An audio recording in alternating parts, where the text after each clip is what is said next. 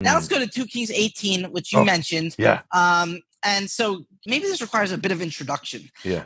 Many people, when they just read the Bible in the straight up English or Spanish or German, whatever non-Hebraic language they're studying, it's very simple to think that, oh, the text that we have in front of us has no other like nuances to it. It's just straight down. But the way the Hebrew Bible was passed down, the actual Hebrew text had little margins on the side with like alternate versions for certain words. And this is what we have here in 2 Kings 18:27. Well, I wouldn't consider this an alternate version. Or a cleanup, right?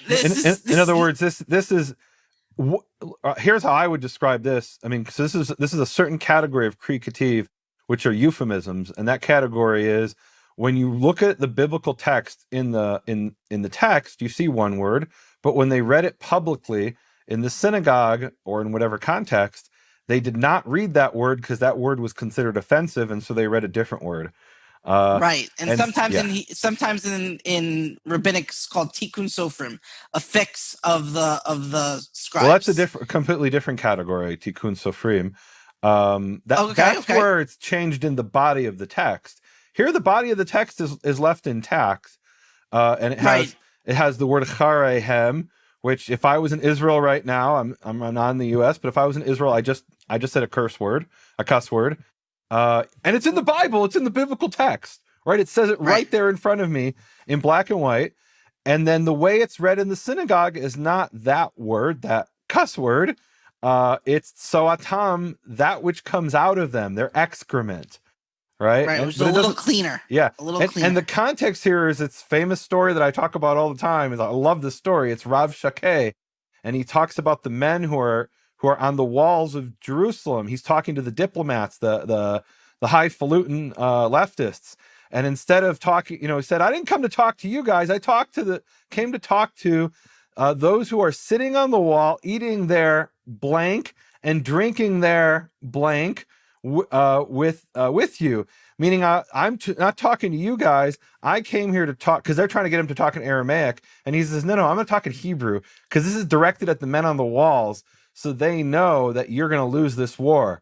The simple man on the wall who doesn't know Aramaic, he only speaks Hebrew, and they're right now, because they're under siege, they're eating their excrement and drinking, it says, the water of their legs.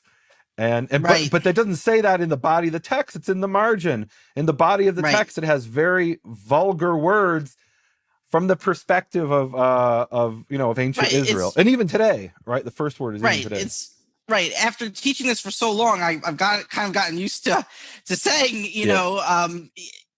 you see, I'm having difficulty. This is what this is all about. This is a word that begins with S and ends with T, and it's not sherbet.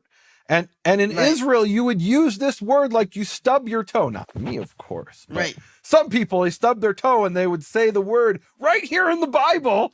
They would yell it out at the top of their lungs, or they would call me that if I cut them off in traffic. You X, right? They'd use that word, and it's there in the Bible, and they didn't read that. And I guess you're right. This shows that they were uncomfortable with these words, right? Now, why is it recorded in the Bible? Because apparently what Rav Shakeh said, Rav Shakeh used this word to shock people. And the Assyrians, So Rav Shakeh, this Assyrian general, he's kind of like the Donald Trump of the ancient world, right? And he's tweeting out, and people are like, okay, he's this high official. Did he just really use that word? I can't believe it. I'm scandalized by this. And yeah, he did it because he wanted to get your attention. Right.